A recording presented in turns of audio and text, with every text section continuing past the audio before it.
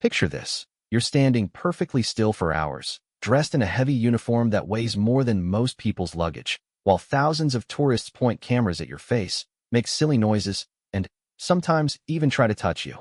Your job is to remain completely motionless, no matter what happens. You're not allowed to smile, laugh, speak, or even acknowledge that other human beings exist around you. You are a living, breathing statue representing centuries of military tradition and royal dignity. But what happens when that dignity meets the absolute stupidity of modern tourists? What occurs when the most disciplined soldiers in the world encounter people who seem to have left their common sense at home? The answer is both hilarious and shocking.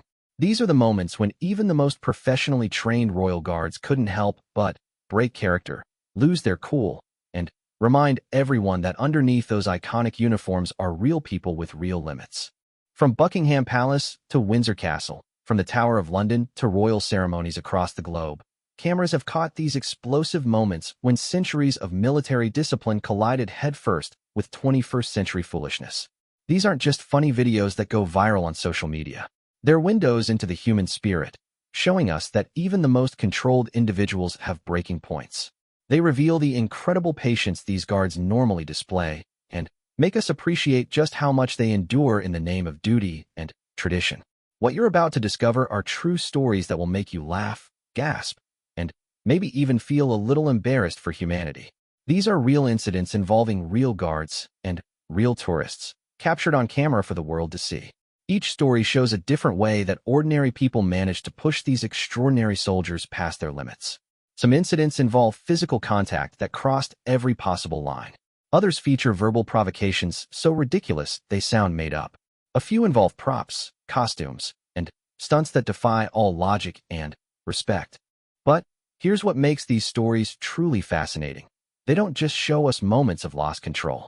They actually highlight the incredible professionalism these guards normally maintain.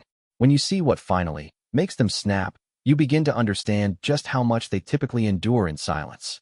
You start to appreciate the superhuman level of self-control their job requires.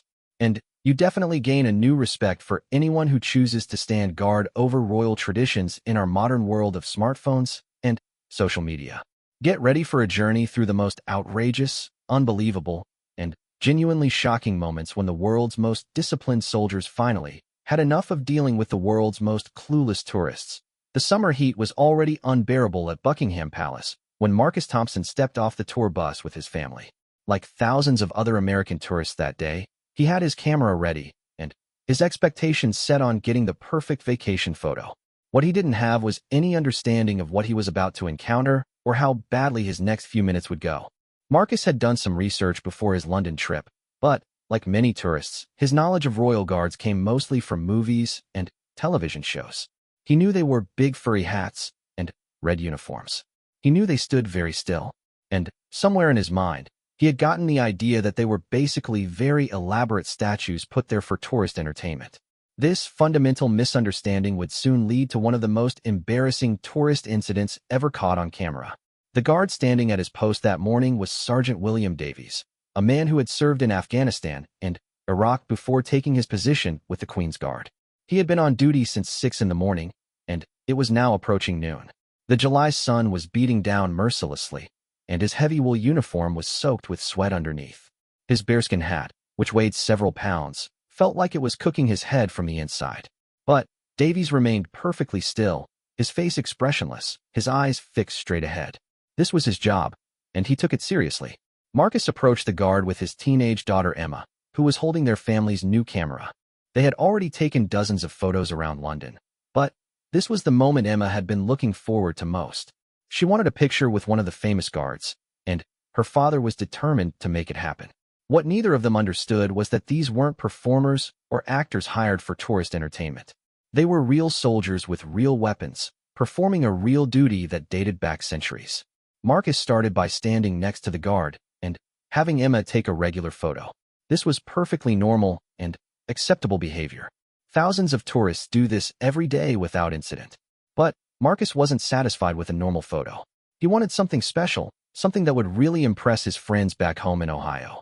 He decided to get creative, and that's where everything started to go wrong. First, Marcus began making funny faces at the guard, trying to get him to react. He stuck out his tongue, crossed his eyes, and made various silly expressions while Emma snapped pictures. The guard remained completely motionless, which Marcus interpreted as confirmation of his statue theory. If this was a real person, Marcus reasoned, surely he would have reacted by now. This logic led Marcus to his next terrible decision. Marcus reached out and gently poked the guard's arm, expecting to feel something like fiberglass or plastic. Instead, he felt warm human flesh beneath the wool uniform. But, rather than recognizing his mistake, Marcus became fascinated by how realistic the statue felt. He called Emma over to feel how amazingly lifelike the figure was. Emma, trusting her father's judgment, reached out and touched the guard's hand. Meanwhile, Sergeant Davies was experiencing something that most people couldn't imagine. He could feel every touch, hear every word, and see every disrespectful gesture in his peripheral vision. His training had prepared him for many things, but nothing quite like this level of ignorant disrespect. He had been grabbed by children before, and that was different.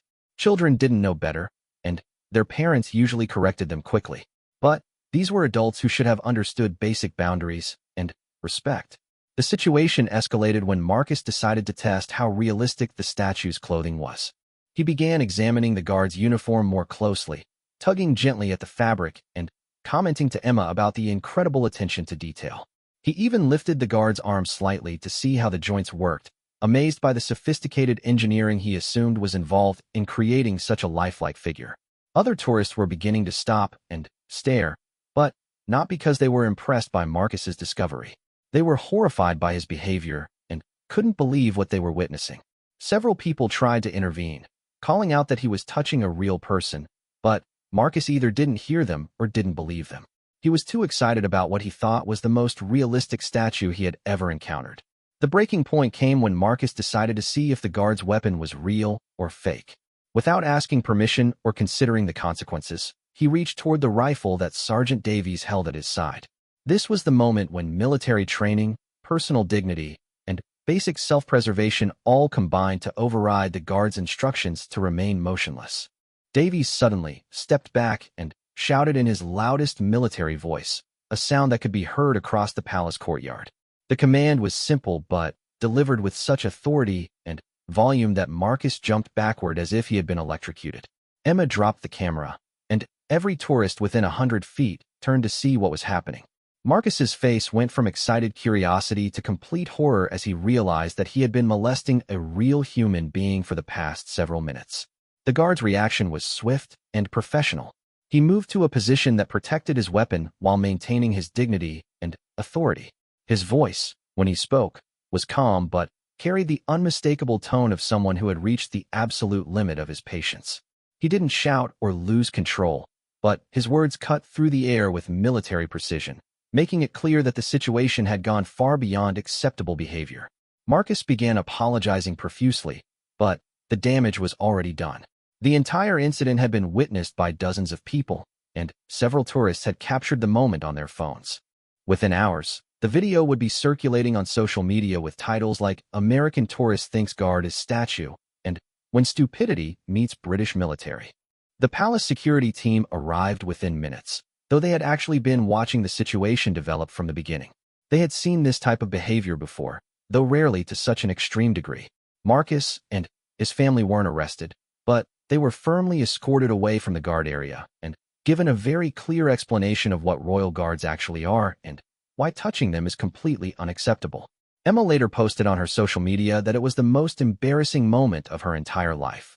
She had trusted her father's assumption about the guards being statues, and now she felt terrible about participating in what amounted to harassment of a working soldier. The incident became a learning experience for their entire family about respecting other cultures and doing proper research before traveling. For Sergeant Davies, the incident became something of a legend among his fellow guards. It wasn't the first time he had to break protocol to deal with an inappropriate tourist, and it wouldn't be the last. But it was certainly one of the most extreme examples of tourist ignorance he had ever encountered. His colleagues ribbed him good-naturedly about being mistaken for a statue, but they all understood how difficult it was to maintain composure when faced with such behavior. The incident also sparked a broader conversation about tourist education and respect for local customs. Travel guidebooks began including more explicit warnings about royal guard behavior, and The palace started posting more visible signs explaining that the guards are real soldiers performing real duties. Social media companies began using the video as an example of how not to behave when traveling, and it became a cautionary tale shared in travel groups around the world. Marcus returned to Ohio with a story he would never live down and a new appreciation for research before travel. He also gained an understanding of how his actions had affected a real person who was simply doing his job. The incident taught him about respect, cultural sensitivity, and the importance of understanding local customs before assuming anything about what you encounter in foreign countries. This first incident set the tone for what would become a series of increasingly unbelievable encounters between tourists and royal guards, each one demonstrating a different way that people can misunderstand, disrespect, or simply fail to appreciate the serious nature of these ceremonial military positions. The morning mist was just beginning to lift from the ancient stones of Windsor Castle when James Patterson arrived with what he considered the most brilliant plan in wedding photography. History. James was a self-proclaimed social media influencer from Australia who specialized in creating viral content by inserting himself into famous locations and situations. His girlfriend Sarah was getting married to someone else in 3 weeks, and James had decided to create the ultimate revenge video by staging a fake wedding ceremony at the most famous royal residence in the world. What James didn't understand was that Windsor Castle wasn't just a tourist attraction or a pretty backdrop for photos. It was an active royal residence where real security protocols were in place, real guards were performing actual military duties, and real consequences existed for people who disrupted official operations. This fundamental misunderstanding would lead to one of the most spectacular guard confrontations ever recorded. The guard on duty that morning was Corporal Michael O'Brien, a Northern Irish soldier who had earned his position through years of exemplary service and had never once broken protocol during his time with the Queen's Guard. O'Brien took pride in his ability to remain completely motionless and focused regardless of what happened around him. He had stood through thunderstorms, endured harassment from drunk tourists, and maintained his composure during everything from children's tantrums to adult arguments. Nothing had ever made him break character, and he had no intention of starting now. James arrived at the castle gates dressed in a rented tuxedo that was slightly too big for him, carrying a bouquet of flowers he had purchased from a gas station. His plan was relatively simple. He would approach the guards, pretend to be having an emotional breakdown about his lost love, and film their reactions as he performed an increasingly dramatic monologue about heartbreak and betrayal. He expected the guards to remain perfectly still while he created what he was sure would become his most viral video ever. The first sign that James had seriously miscalculated came when he realized how many actual tourists were around to witness his performance.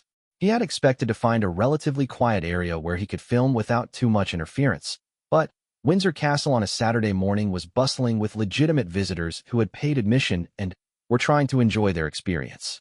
James's presence in a tuxedo was already drawing strange looks, but he interpreted this attention as a good sign for his video's potential popularity. James positioned himself about 10 feet from Corporal O'Brien and began his performance. He started by talking to his phone camera, explaining his heartbreak and his decision to hold a symbolic wedding ceremony for his lost love. This part of his plan was merely embarrassing rather than problematic. Tourists occasionally did strange things for their social media, and the guards were trained to ignore attention-seeking behavior as long as it remained within reasonable bounds. The situation began to escalate when James decided that his performance needed to be more dramatic to really capture viewers' attention. He threw himself onto the ground in front of the guard, clutching his chest, and declaring his undying love for Sarah in increasingly loud and theatrical terms. Other tourists began backing away, unsure whether they were witnessing a genuine mental health crisis or some kind of performance art. Several concerned visitors approached castle staff to report what appeared to be a medical emergency. Corporal O'Brien remained motionless throughout this initial display, though he was carefully monitoring the situation through his peripheral vision. His training covered dealing with people who might be experiencing genuine emotional distress, and his first instinct was to give James the benefit of the doubt. Mental health crises could manifest in many ways, and O'Brien had seen people react to various life stressors in unpredictable manners. He was prepared to maintain his position unless the situation became genuinely threatening. James, interpreting the guard's lack of reaction as encouragement, decided to escalate his performance even further. He stood up, brushed off his tuxedo, and announced to his phone camera that he was going to ask the Queen's Guard to be his best man in his symbolic wedding ceremony. This was where his plan moved from merely inappropriate to genuinely problematic, though James was too caught up in his performance to recognize the shift. He approached Corporal O'Brien directly and began speaking to him as if he were an old friend, explaining his heartbreak and asking for advice about love and marriage. When the guard maintained his stoic silence, James became more animated, gesturing wildly and speaking louder to try to provoke some kind of reaction. He was filming everything on his phone, providing running commentary about how amazing it was to have such a patient listener for his troubles. The breaking point began to approach when James decided that his video needed physical comedy to really go viral. He began trying to position the guard's arm in various poses, treating him like a mannequin that could be arranged for better camera angles. He attempted to place the gas station bouquet in the guard's hands, talking to his camera about how romantic it would be to have a royal guard as his wedding officiant. Other tourists were now actively trying to intervene, telling James that he was being disrespectful and needed to stop touching the guard. But James was too focused on his video to listen to their complaints. He had gained a significant number of live viewers on his social media stream, and the comments were encouraging him to be even more outrageous. The validation from his online audience was overriding any concerns about his real-world behavior. The situation reached its absolute peak when James decided to attempt to remove the guard's bearskin hat. He explained to his camera that he wanted to see if the guard looked like someone who could officiate a wedding, and he thought the hat was preventing him from making a proper assessment. As he reached toward Corporal O'Brien's head, several things happened simultaneously. First, O'Brien's military training kicked in with full force.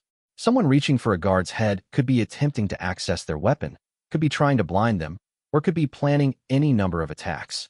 The guard's response was immediate and comprehensive. He stepped back, brought his rifle to a defensive position, and issued a command in his strongest military voice that could be heard throughout the castle courtyard. Second, the castle security team, who had been monitoring the situation and hoping it would resolve itself, immediately moved into action. They had watched James's performance escalate over several minutes and had been preparing for intervention. The moment he touched the guard's uniform, they knew the situation had crossed the line from inappropriate to unacceptable. Third, James's live stream audience suddenly got a very different show than they had been expecting. Instead of watching a guard remain motionless while being harassed, they witnessed the swift and professional response of someone whose personal space and dignity had been violated beyond all reasonable limits. Corporal O'Brien's reaction was textbook perfect from a military standpoint. He protected himself and his position without using excessive force or losing control of his emotions. His voice carried the authority of someone who had dealt with actual combat situations, and it immediately made clear that James had crossed every possible boundary. The guard didn't shout or become aggressive, but his response left no doubt that the situation had become serious. James's reaction was less impressive. He stumbled backward, dropping his phone and his gas station bouquet, his face showing a combination of shock and genuine fear. The sudden realization that he had been harassing a real person with real authority and real training hit him like a physical blow. His wedding performance completely collapsed as he faced the reality of what he had actually been doing. The security team's arrival was swift and professional. They had dealt with disruptive tourists before, but James's behavior represented an unusually extreme case of disrespect and boundary violation. He wasn't just taking inappropriate photos or being loud. He had physically molested a working soldier and filmed it for entertainment. This went far beyond typical tourist misbehavior and entered the realm of harassment and potential assault. James was immediately detained and questioned about his intentions and mental state. His claim that it was all for social media content didn't help his case. If anything, it made his behavior seem more calculated and disrespectful. The fact that he had planned the entire incident and brought props showed that this wasn't a momentary lapse in judgment, but a deliberate decision to treat a military ceremony as entertainment. The incident sparked serious discussions about social media culture and the lengths people will go to create viral content. James's video did indeed go viral, but not in the way he had intended. Instead of showcasing his creativity or humor, it became an example of how the pursuit of online attention can lead to real-world consequences and genuine harm to other people. For Corporal O'Brien, the incident became a reminder of why the Guard's training includes protocols for dealing with physical contact and boundary violations. His response was praised by his superiors as an example of how to maintain both personal dignity and professional standards when faced with unacceptable behavior. He received support from his fellow guards and recognition that his reaction was both appropriate and necessary. James faced significant consequences for his actions. He was banned from all royal properties, faced potential charges for harassment and disturbing the peace, and discovered that his social media stunt had seriously damaged his reputation as an influencer. His girlfriend Sarah saw the video and was horrified by his behavior, leading to the end of their relationship and the cancellation of her wedding to her fiancé, who was embarrassed by his association with James. The incident also led to increased security measures and clearer guidelines for tourist behavior around royal guards. Signs were posted in multiple languages explaining that the guards are active military personnel who must not be touched or harassed. Video surveillance was enhanced, and security staff received additional training on identifying and responding to social media-driven disturbances. This second major incident demonstrated how the combination of social media culture and tourist ignorance could create situations that went far beyond simple misunderstanding, reaching levels of harassment that required serious intervention and had lasting consequences for everyone involved. The Tower of London was experiencing one of its busiest days of the year when the Peterson family reunion group arrived for their scheduled tour. What started as a simple request for a group photograph would escalate into one of the most chaotic tourist incidents in the Tower's recent history, involving 23 family members, 2 guards, and a series of increasingly poor decisions that would be talked about for years afterward. The Peterson family had traveled from various parts of the United States to London for their first international family reunion. The group ranged in age from 4-year-old Lily to 81-year-old grandmother Dorothy, and everyone was excited about getting a memorable photo at one of England's most famous historical sites. What none of them understood was that their definition of memorable was about to create memories for all the wrong reasons. The 2 guards on duty that afternoon were Lance Corporal David Matthews and Guardsman Robert Turner, both experienced soldiers who had worked together for over a year. They had developed an effective partnership for handling the constant stream of tourists who wanted photos with the famous Beefeaters and Queen's Guards. Matthews was known among his colleagues for his ability to remain completely focused regardless of distractions, while Turner had a reputation for maintaining perfect posture even during the longest shifts. Neither man had ever encountered anything quite like what the Peterson family was about to put them through. The initial request seemed reasonable enough. Patricia Peterson, the family reunion organizer, approached the guards politely and asked if her family could take a group photo nearby. This was a completely normal request that the guards dealt with dozens of times each day. Patricia explained that it was their first time in England and that having a photo with the famous guards would mean a lot to their elderly relatives. The guards nodded their acknowledgement and resumed their positions, expecting a quick photo session that would be over in minutes. The first sign of trouble came when the family began arranging themselves for the photo. Instead of organizing themselves a respectful distance away, they started positioning family members increasingly close to the guards. Uncle Bob, a retired construction worker from Texas, decided that the photo would look better if some family members were standing right next to the guards. He began directing his relatives to move closer and closer, treating the guards as if they were part of a museum display rather than working soldiers. Cousin Mike, a college student who considered himself something of a photography expert, took charge of the camera and began demanding that everyone move into more dramatic poses. He wanted the photo to look professional and memorable, so he started arranging family members in elaborate formations. This process took much longer than a typical tourist photo, but the guards remained patient, assuming the family would finish their pictures soon and move on to the rest of their tour. The situation began to escalate when teenage nephew Tyler decided that the photo needed to be more exciting. He had been scrolling through social media while waiting for his turn in the photo, and he had seen various viral videos of people posing with guards in creative ways. Tyler convinced several of his younger cousins that they should make funny faces and pose in silly positions to make the photo more entertaining. This led to increasingly disruptive behavior as the younger family members competed to come up with the most outrageous poses. Grandmother Dorothy, who was hard of hearing and didn't fully understand what was happening around her, became confused by all the activity and started trying to get the guards' attention by speaking directly to them. She had grown up during an era when guards at public buildings were often friendly and talkative, and She couldn't understand why these guards were being so rude by ignoring her polite questions about their uniforms and duties. Her attempts to engage them in conversation grew louder and more persistent as her frustration increased. Meanwhile, Cousin Mike was becoming increasingly frustrated with the lighting and positioning for the photo.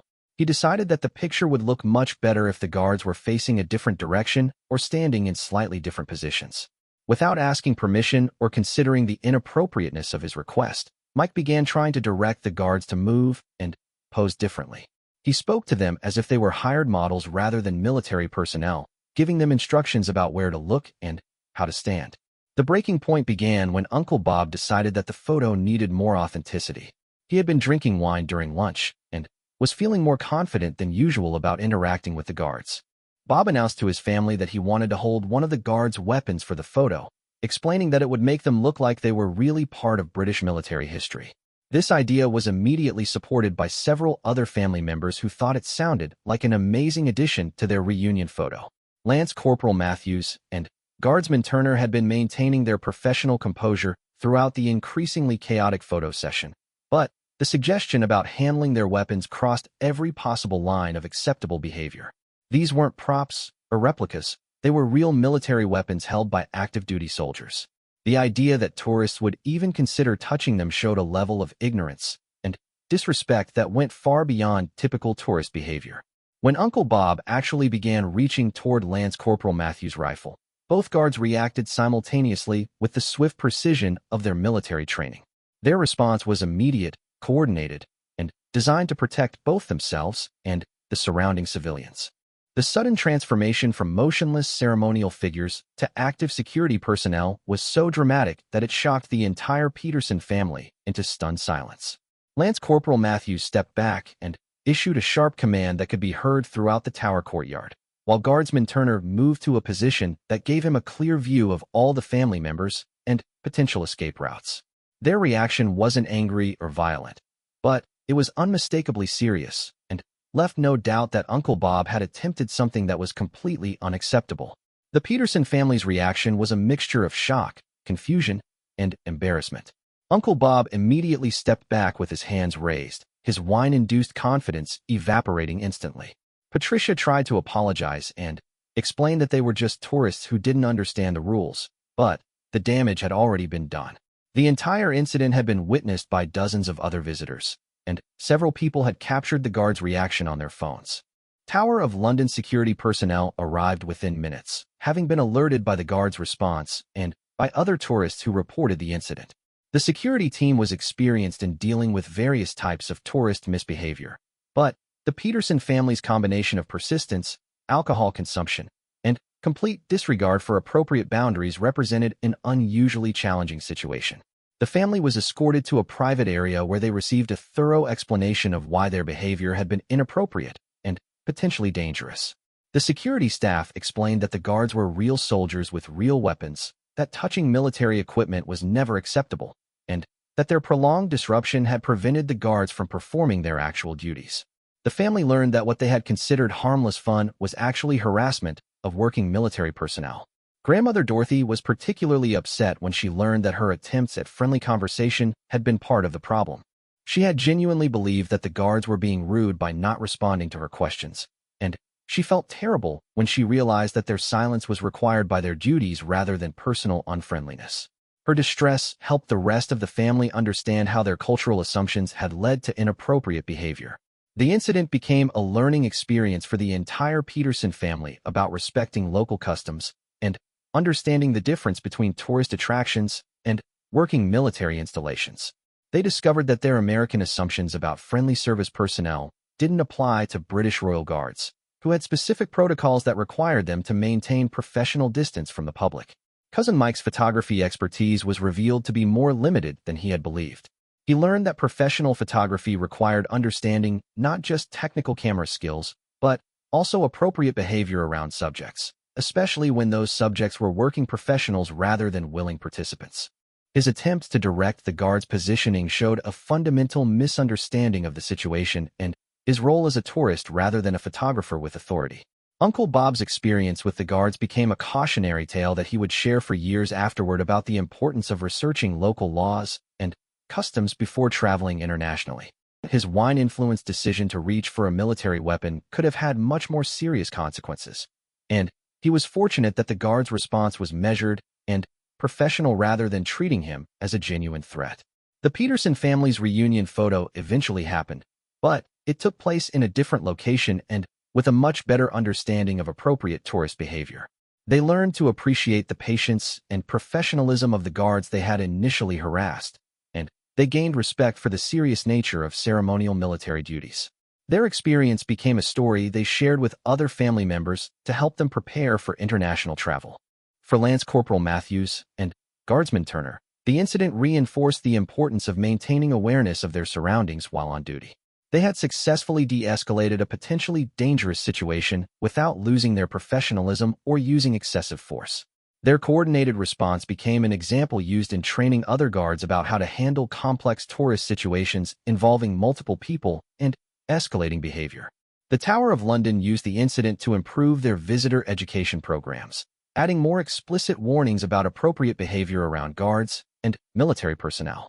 They also enhanced their security protocols for identifying and addressing tourist behavior that was moving from merely annoying toward genuinely problematic before it reached the level of the Peterson family incident.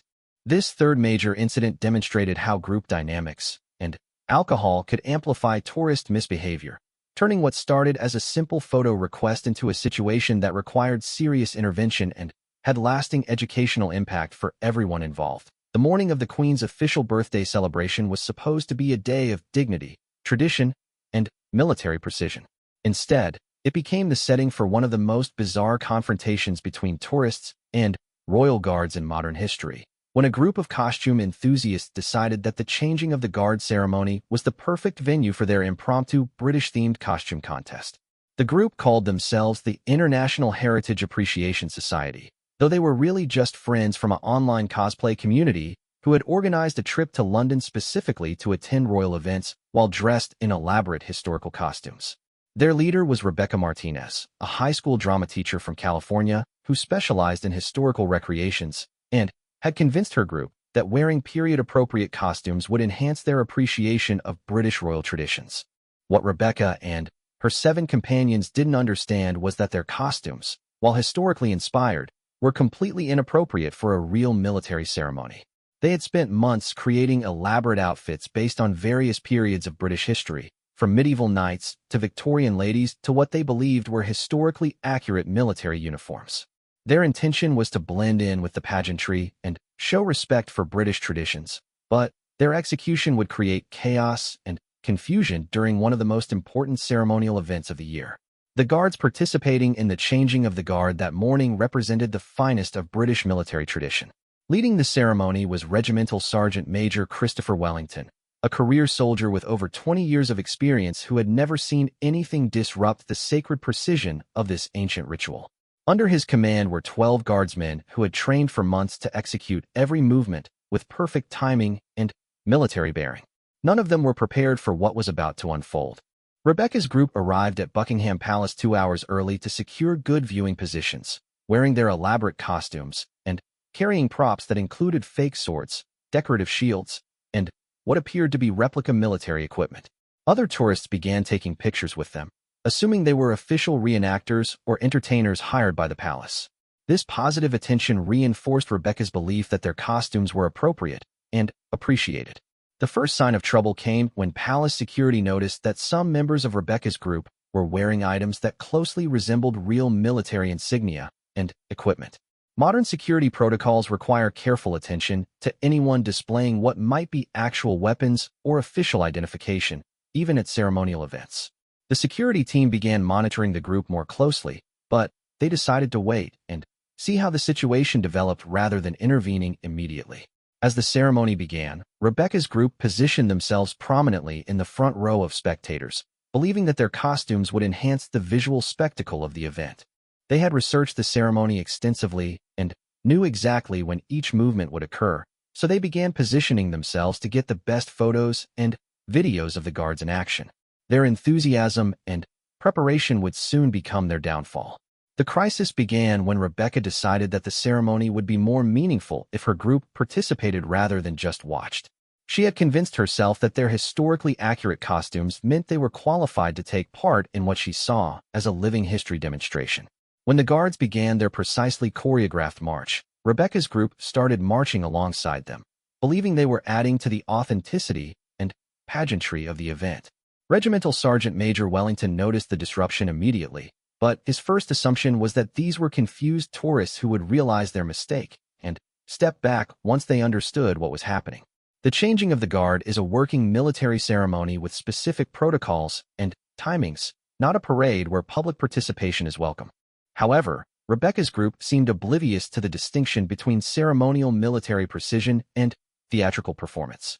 The situation escalated dramatically when Rebecca's friend Marcus, dressed as a Victorian-era military officer, decided to salute the real guards as they passed.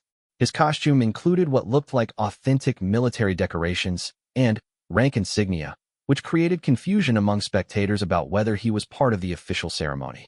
When Marcus attempted to join the formation and march in step with the real guards, the distinction between harmless costume play and serious disruption became impossible to ignore. Other members of Rebecca's group, encouraged by what they interpreted as the success of Marcus's participation, began trying to integrate themselves into different parts of the ceremony. Sarah, dressed as a medieval lady-in-waiting, attempted to curtsy to the guards as they passed.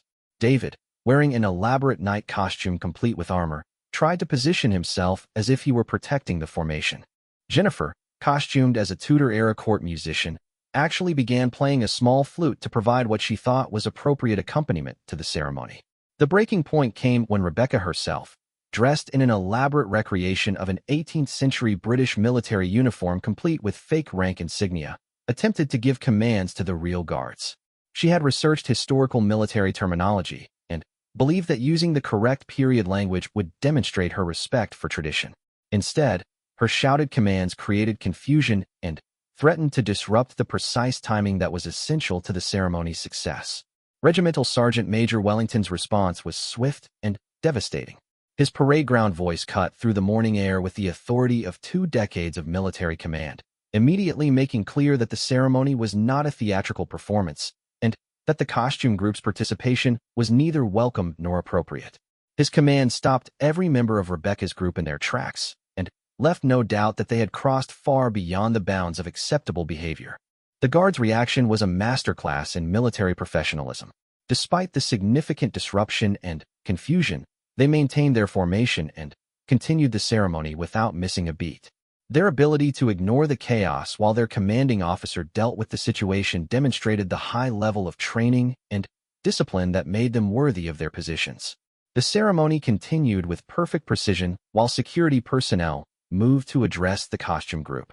Rebecca's reaction revealed how completely she had misunderstood the situation. She tried to explain to the approaching security officers that she and her friends were history enthusiasts who were trying to honor British traditions, not disrupt them. She couldn't understand why her historically accurate costumes and carefully researched participation weren't being appreciated as the tribute she intended them to be. The security team's response was complicated by the fact that Rebecca's group genuinely believed they were being respectful and appropriate. Unlike previous incidents involving deliberately disruptive tourists, this situation required explaining why sincere appreciation expressed through costume and participation was actually more problematic than simple tourist photography. The group had to learn that admiration for traditions doesn't automatically grant permission to participate in active military ceremonies. Marcus discovered that his Victorian military costume, while historically inspired, was actually illegal under British laws prohibiting civilians from wearing items that could be mistaken for real military uniforms and decorations. His attempt to salute real guards while wearing fake military insignia could have been charged as impersonating a military officer, regardless of his innocent intentions. The seriousness of these potential charges shocked the entire group. Sarah's medieval costume and curtsying, while individually harmless, had disrupted the ceremony by drawing attention away from the actual guards and toward the costume group. Her actions, combined with those of her friends, had turned a solemn military tradition into what appeared to be a theatrical performance, undermining the dignity and authority that the ceremony was designed to demonstrate. David's knight costume had created additional security concerns because his fake armor and weapons looked realistic enough to potentially frighten other spectators or trigger security protocols. His positioning near the guards had forced security personnel to assess whether he represented a potential threat, diverting attention from their primary duties of protecting the ceremony and its participants. Jennifer's flute playing had actually interfered with the guards' ability to hear their commands and maintain their timing. Military ceremonies rely on precise audio cues, and her well-intentioned musical accompaniment had created dangerous confusion that could have led to injuries if guards had missed crucial timing signals because of the interference. The resolution of the incident required extensive education for Rebecca's group about the difference between historical appreciation and active participation in working military ceremonies. They learned that their months of research into historical accuracy had overlooked the crucial fact that modern Royal Guard ceremonies are not historical reenactments, but actual military operations with serious security and safety requirements.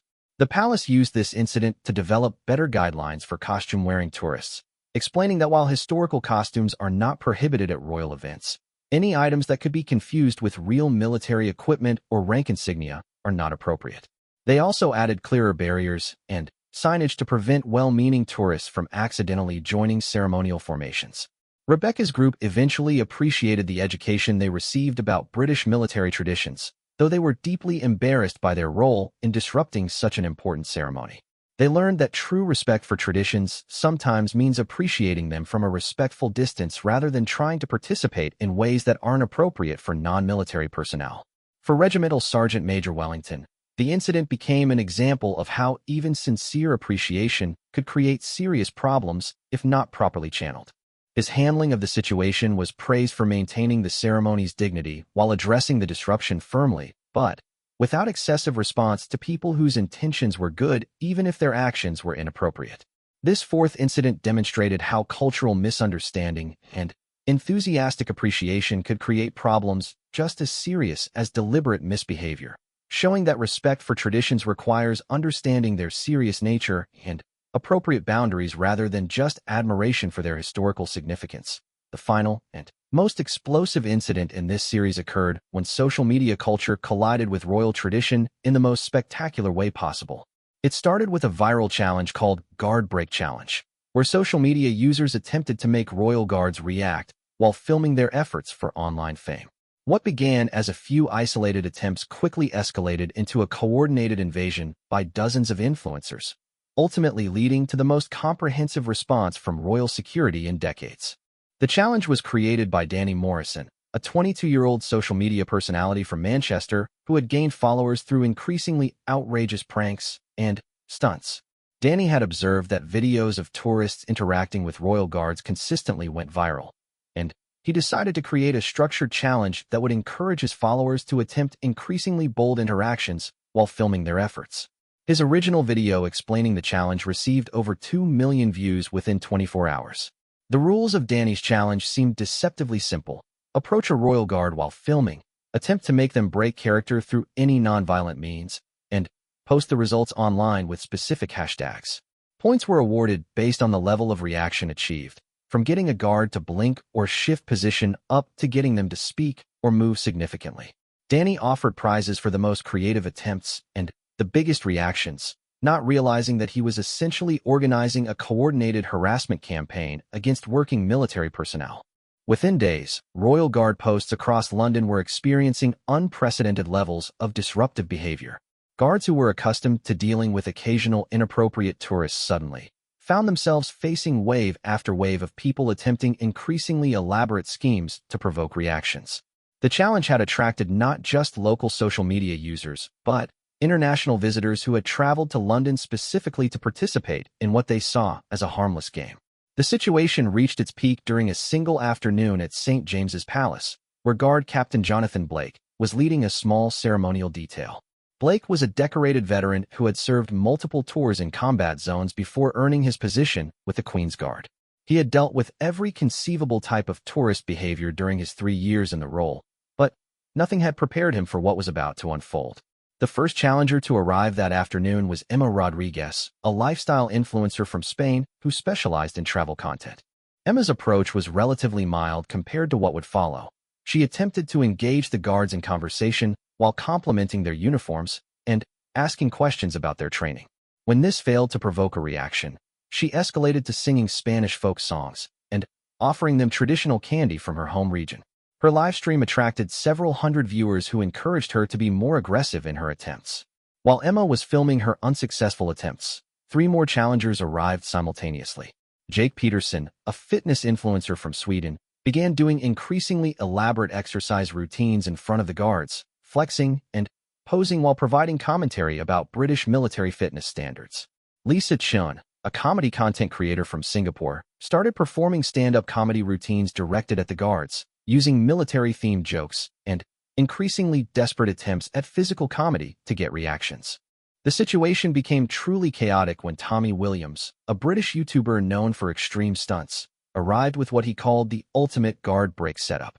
Tommy had brought a portable speaker system, costume changes, and props that he planned to use in an elaborate performance designed to break the guards' composure through sheer persistence and creativity. His arrival coincided with several other challengers who had been planning coordinated attempts. Guard Captain Blake found himself facing an unprecedented situation. Instead of dealing with one inappropriate tourist at a time, he and his men were surrounded by nearly a dozen people filming constantly while attempting increasingly disruptive behavior. The challengers were feeding off each other's energy and escalating their attempts in real time as their respective audiences demanded more dramatic content. The breaking point came when the challengers began working together, believing that a coordinated assault on the guards' composure would be more effective than individual attempts. Tommy started his speaker system playing military march music while Emma began dancing. Jake performed push-ups while shouting encouragement to the guards, and Lisa attempted to interview nearby tourists about their opinions on guard training. Several other challengers joined in with their own contributions to the chaos. What the challengers didn't realize was that their coordinated behavior had triggered security protocols designed to handle potential threats from multiple individuals acting in concert. From a security perspective, a dozen people surrounding guards while filming and attempting to provoke reactions looked very similar to the beginning of a coordinated attack or riot situation. Guard Captain Blake's response was immediate and comprehensive.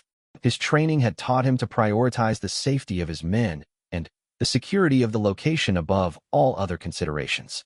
When faced with what appeared to be a coordinated disruption involving multiple individuals with unknown intentions, his duty was clear: protect the ceremonial post and maintain order regardless of the challengers' claimed intentions. The captain's voice carried across the entire area as he issued commands that immediately made clear the seriousness of the situation. His authority was unmistakable, and his words left no doubt that the challengers had crossed far beyond acceptable behavior into territory that would have real consequences. The sudden transformation from patient ceremonial figures to active security personnel shocked every single challenger into immediate silence. The palace security response was equally swift and comprehensive. They had been monitoring the growing trend of challenge-related disruptions and had developed specific protocols for handling coordinated social media-driven incidents. Within minutes, additional security personnel arrived to separate and identify each challenger while documenting their activities and assessing any potential legal violations. Danny Morrison, watching the live streams from his home in Manchester, realized that his challenge had spiraled completely out of control. What he had intended as harmless entertainment had become a serious security incident involving multiple law enforcement agencies and potential criminal charges for participants. His attempts to distance himself from the situation by deleting his original challenge videos were unsuccessful, as copies had already been shared thousands of times across multiple platforms. The challengers themselves faced immediate and serious consequences. Emma Rodriguez discovered that her tourist visa could be revoked for participating in activities that disrupted public order. Jake Peterson learned that his behavior could be charged as harassment and public disturbance. Lisa Chun faced potential charges related to creating a public nuisance and interfering with official duties. Tommy Williams, whose speaker system and elaborate setup suggested premeditation, faced the most serious potential charges for organizing a public disturbance. The incident sparked international conversations about social media responsibility and the real-world consequences of viral challenges. Major platforms began implementing policies specifically designed to prevent challenges that targeted government officials, military personnel, or public ceremonies. The Guard Break Challenge became a case study in how online entertainment could cross the line into harassment and public disruption. For Guard Captain Blake and his men, The incident reinforced the importance of maintaining security awareness even during what appeared to be harmless tourist activities. Their professional response to a chaotic situation was praised by their superiors and used as an example in training programs about handling complex crowd situations involving multiple disruptive individuals. The palace implemented immediate policy changes following the incident, including enhanced monitoring of social media for trending challenges that might target royal guards, improved coordination with local law enforcement for handling coordinated disruptions, and clearer legal consequences for participation in organized harassment campaigns disguised as social media challenges. The incident also led to broader discussions about the ethics of content creation that involved non-consenting participants. Guard personnel became recognized as working professionals who deserved the same protections from harassment as any other workers, regardless of their public visibility or the entertainment value that others might derive from disrupting their duties. Tommy Williams eventually faced criminal charges and was banned from all royal properties. His social media accounts were suspended, and he discovered that his pursuit of viral fame had serious legal and financial consequences that would affect his life for years to come. His experience became a cautionary tale about the difference between entertainment and harassment. Emma Rodriguez returned to Spain with a new understanding of how cultural differences and social media expectations could lead to serious legal problems. She used her experience to educate other travelers about respecting local customs and understanding that what seems acceptable for content creation in one culture might be illegal in another. The Guard Break Challenge ultimately lasted less than 2 weeks before social media platforms began removing related content, and law enforcement agencies coordinated international responses to prevent similar incidents. The challenge became an example of how quickly online trends could create real-world problems and how important it was for content creators to consider the impact of their challenges on the people who became unwilling participants. This final incident demonstrated how modern technology and social media culture could amplify tourist misbehavior to unprecedented levels, requiring new approaches to protecting both ceremonial traditions and the personnel who maintain them. The resolution showed that while individual incidents of guard harassment could be handled through existing protocols, coordinated campaigns required comprehensive responses involving multiple agencies and new policies designed specifically for the social media age. The series of incidents involving royal guards and inappropriate tourist behavior revealed important truths about respect, cultural understanding, and the human limits of professional patience. Each story showed different aspects of how modern tourism, social media culture, and cultural ignorance could combine to create situations that tested the remarkable professionalism and restraint of some of the world's most disciplined soldiers. The guards' responses, when they finally reached their breaking points, demonstrated both their humanity and their training, reminding everyone that behind the ceremonial uniforms were real people deserving of basic respect and dignity.